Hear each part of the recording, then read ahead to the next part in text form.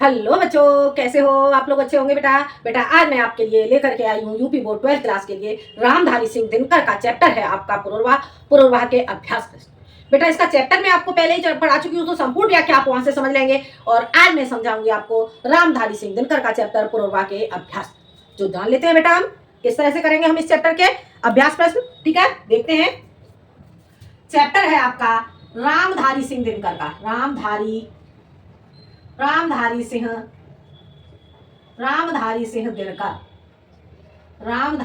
दिनकर। ठीक है, रामधारी सिंह दिनकर का चैप्टर है आपका पुनर्वाह।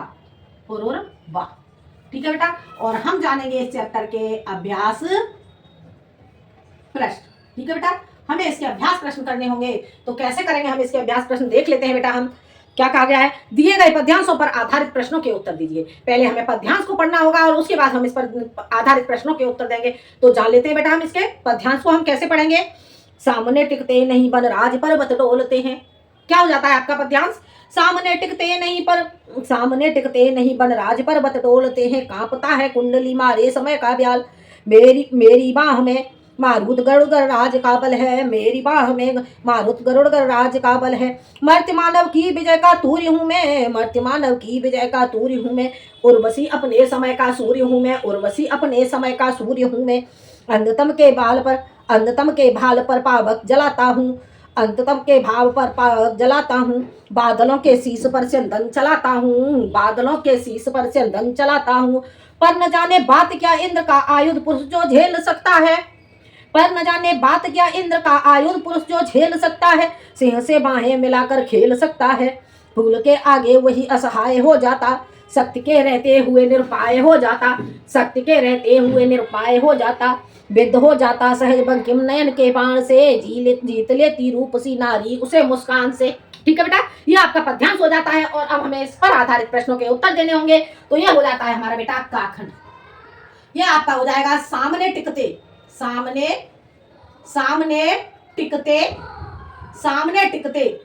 टिकते से लेकर के, और ये हो जाएगा आपका मुस्कान से। सामने टिकते से लेकर के आपका हो जाएगा मुस्कान से। ठीक है बेटा, मुस्कान से ये आपका बेटा पद हो जाता है। अब हमें क्या करना होगा, हमें इसके अभ्यास प्रश्न करने होंगे। तो इसमें पहला क्वेश्चन हमारा क्या हो जाता है, उपर्युक्त पद्यांश के कवि एवं शीर्षक का नाम लिखिए। बेटा ये क्वेश्चन आप कर ही लोगे, फिर भी मैं एक बार आपको समझा देती हूँ। पहला क्वेश्चन आपका हो जाता है उपर्युक्त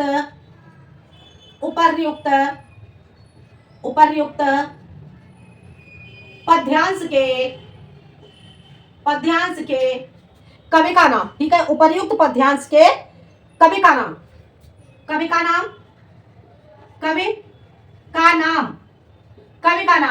क्या हो जाएगा, रामधारी सिंह दिनकर।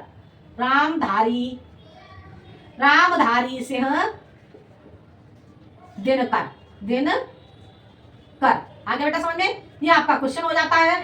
और अगला हो जाएगा आपका उपर्युक्त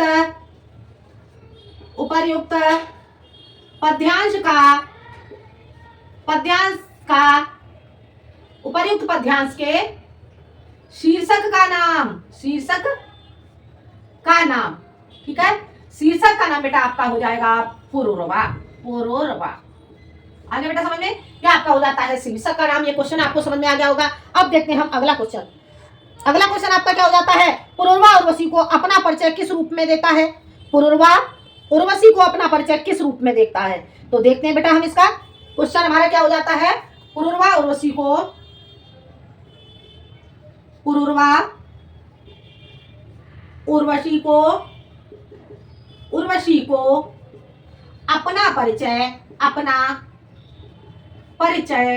अपना परिचय देते हुए कहता है कि हे उर्वशी,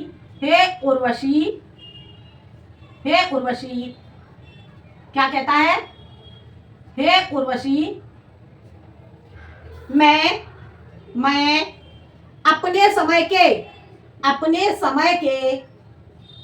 अपने समय के सूर्य के समान हूँ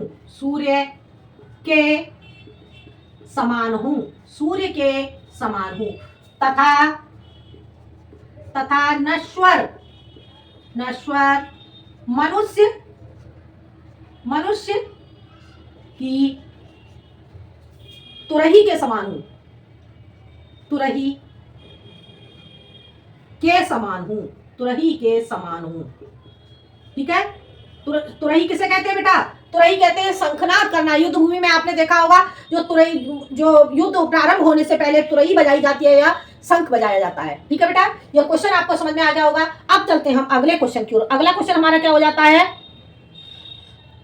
पुरुष फूल जैसी कोमल नारी के सामने क्यों असहाय हो जाता है? पुरुष फूल जैसी कोमल नारी के सामने क्यों असहाय हो जाता है? तीसरा प्रश्न। पुरुष पुरुष फूल जैसी कोमल कोमल नारी के सामने सामने इसलिए असहाय हो जाता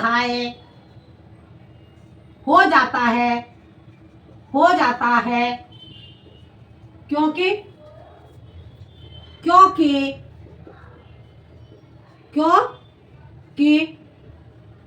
फूल के, इसलिए असहाय हो जाता है क्योंकि फूल के समान कोमल फूल के समान कोमल सौंदर्य के सामने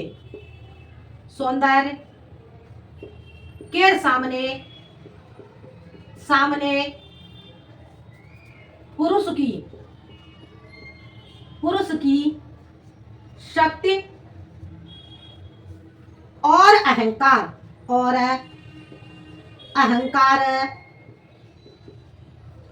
नष्ट हो जाता है। आगे समझ में क्या कहा गया है?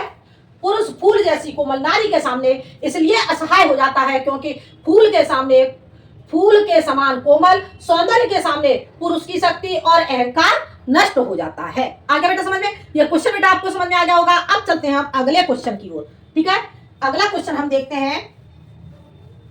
अगला क्वेश्चन हमारा क्या हो जाता है?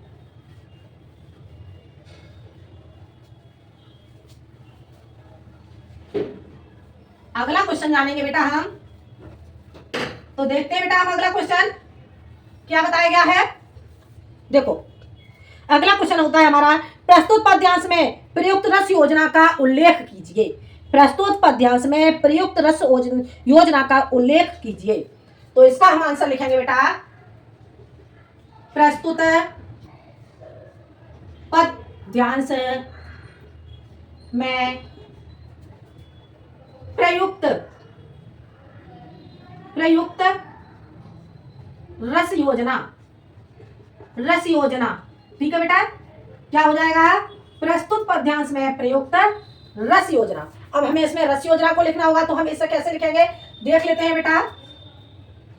इसमें लिखेंगे बेटा हम मुख्यतः श्रृंगार रस के साथ में श्रृंगार रस के साथ में वीर रस तथा अंत में करुण रस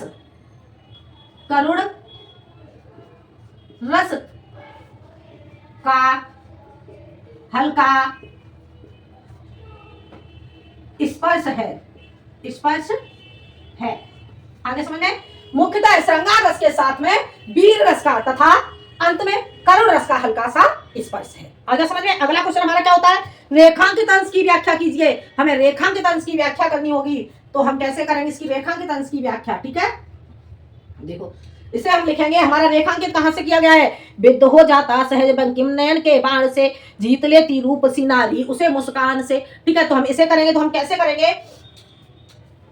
रेखांकित अंश की व्याख्या, रेखांकित अंश की व्याख्या। ठीक है बेटा, रेखांकित अंश की व्याख्या हमें करनी होगी, तो कैसे करेंगे? प्रस्तुत पद्यांश में प्रस्तुत पद्यांश में दिनकर जी दिनकर जी दिनकर जी कहते हैं कि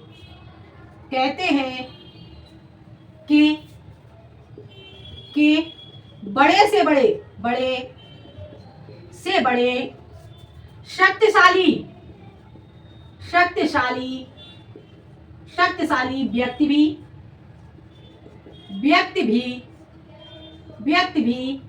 स्त्री की स्वाभाविक दृष्टि के बाण से घायल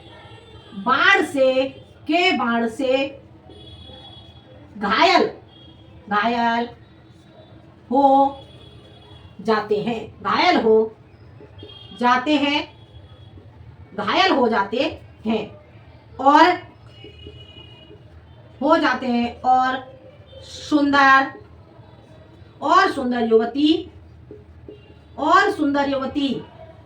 हैं और सुंदर युवती एक मुस्कान से उसके हृदय को जीतकर अपने वश में कर लेती है बड़े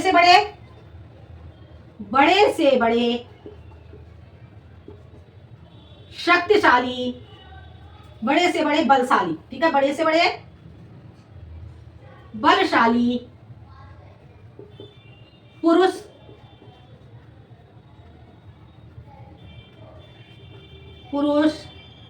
बलशाली पुरुष भी नारी की कटाक्ष चितवन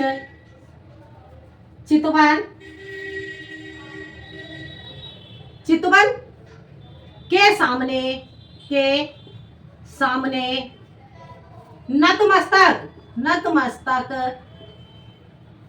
नतमस्तक हो जाते हैं। आगे समझ में आए?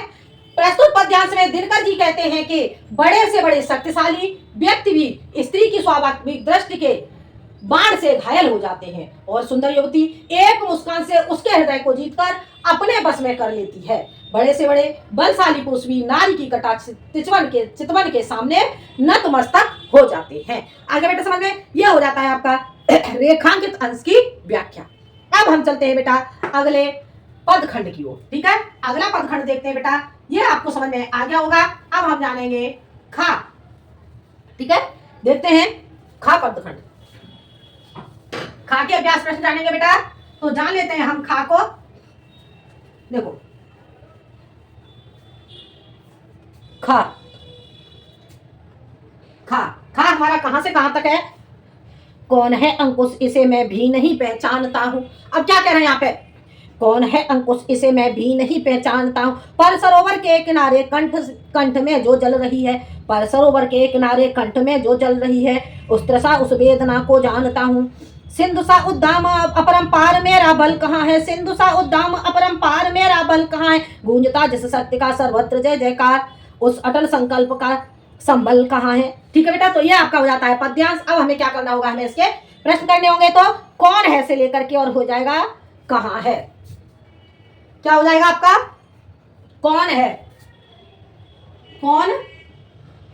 कौन है से लेकर के ये हो जाएगा आपका बेटा संबल कहाँ है, संबल कहाँ है, कहाँ है।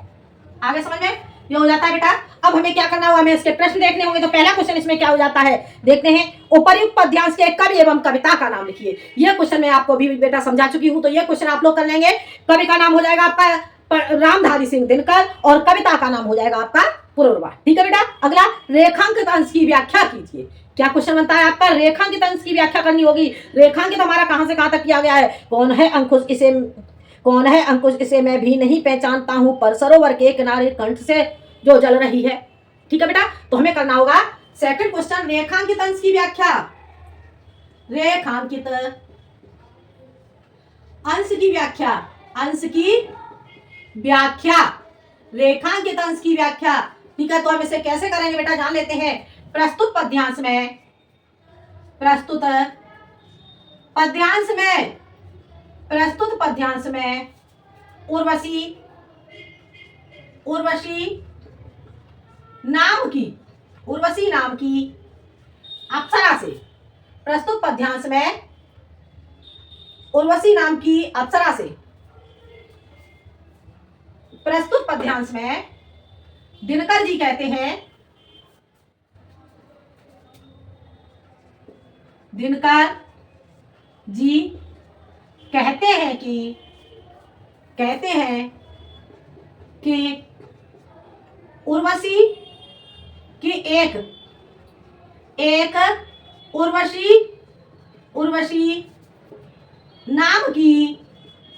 नाम की अप्सरा स्वर्ग से आकर, स्वर्ग से आकर स्वर्ग से आकर एक सरोवर पर उतरती है, एक सरोवर पर उतरती है। उसकी भेंट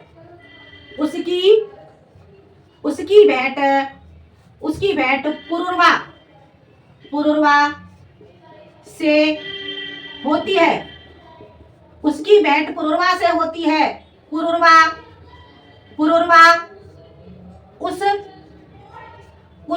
उस पर मोहित होकर कहते हैं कि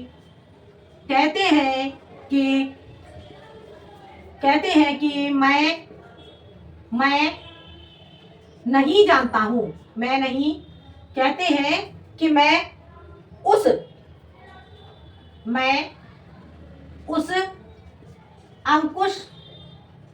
अंकुश या प्रतिबंध के विषय में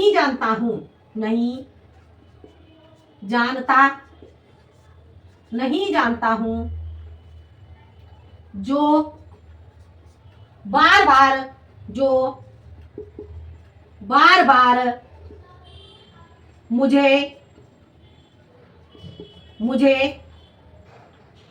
बार मुझे एक बार फिर से हम देख लेते हैं इसे। कौन है अंकुश, इसे मैं भी नहीं पहचानता हूं, पर सरोवर के किनारे कंठ से सोजल जल रही है। तो बार बार मुझे रोक रहा है,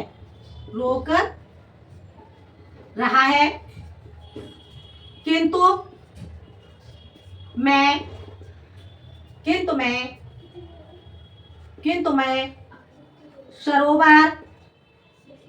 मैं सरोवर के किनारे पर अत्यधिक प्यास के कारण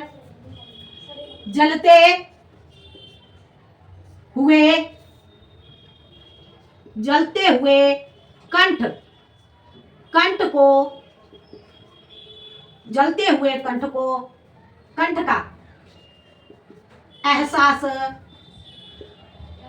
एहसास करता हूं या कर सकता हूं। आगे समझ में? एक बार देख लेते हैं। प्रस्तुत पद्यांश में दिनकर जी कहते हैं कि एक उर्वशी नाम की अप्सरा स्वर्ग से आकर एक सरोवर पर उतरती है, उसकी भेंट पुरुरवा से होती है। पुरुरवा उस पर मोहित होकर कहते हैं कि मैं उस अंकुश या प्रतिबंध के विषय में नहीं जानता हूं, जो बार बार मुझे रोक रहा है, किंतु मैं सरोवर के किनारे पर अत्यधिक प्यास के कारण जलते हुए कंठ का एहसास कर सकता हूँ। आगे समझ में बेटा, ये हो जाता है आपका। अब चलते हैं हम अगले क्वेश्चन की ओर। लेखांकित अंश बेटा आपको समझ में आ गया होगा। अब जानते हैं बेटा हम अगला क्वेश्चन। अगला क्वेश्चन हमारा क्या हो जाता है, तो जान लेते हैं बेटा हम इसका अगला क्वेश्चन। देखो अगला क्वेश्चन बेटा हम जानेंगे। तीसरा क्वेश्चन हमारा क्या हो जाता है, देखते हैं बेटा हम तीसरा क्वेश्चन क्या कहता है। हमारा तीसरा क्वेश्चन, पुरुरवा अपने सिंधु के समान बल के संदर्भ में क्या कहता है। पुरुरवा अपने सिंधु के समान बल के संदर्भ में क्या कहता है, तो इसका लिखेंगे हम आंसर। पुरुरवा अपने सिंधु के समान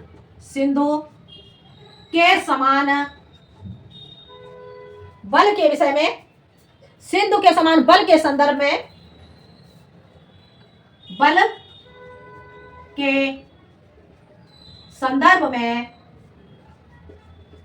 कहता है कि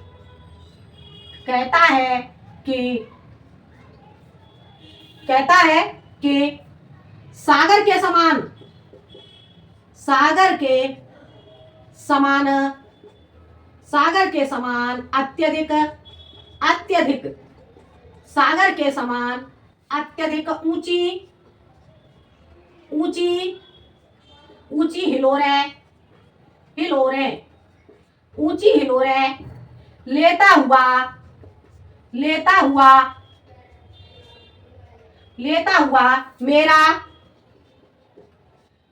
बल इस समय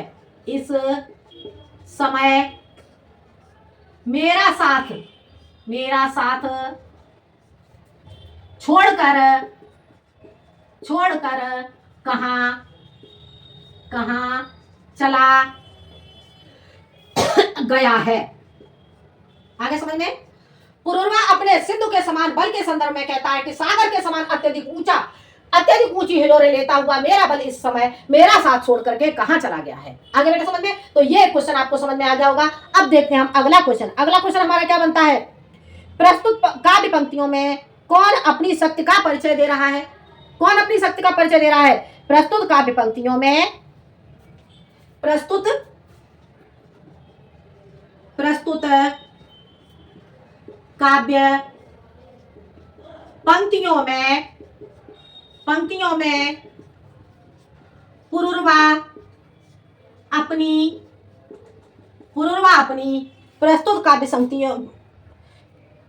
प्रस्तुत काव्य पंक्तियों में पुरुरवा अपनी शक्ति का परिचय दे रहा है। प्रस्तुत काव्य पंक्तियों में पुरुरवा अपनी शक्ति का परिचय दे रहा है। ठीक है बेटा, अब देखते हैं हम अगला क्वेश्चन। ये है हमारा अगला क्वेश्चन। हमारा क्या कहता है बेटा, पुरुरवा अपनी शक्ति का प्रदर्शन किससे कर रहा है। तो पुरुरवा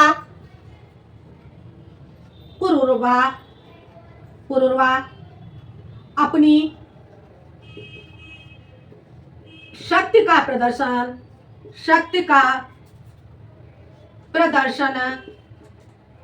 उर्वशी से कर रहा है।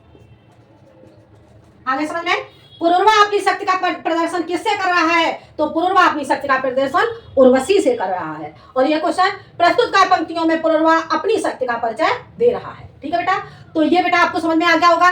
ये थे बेटा आपके पुरुरवा के अभ्यास प्रश्न। ठीक है बेटा, तो ये पुरुरवा के अभ्यास प्रश्न बेटा आपको समझ में आ गए होंगे। और अगले वीडियो में मैं आपको बताऊंगी उर्वशी के अभ्यास प्रश्न। ठीक है बेटा, वीडियो पसंद आए तो लाइक करें, शेयर करें और सब्सक्राइब करें। आज के लिए इतना ही, मिलते हैं हम अगले वीडियो में एक नए टॉपिक के साथ। जब तक के लिए धन्यवाद।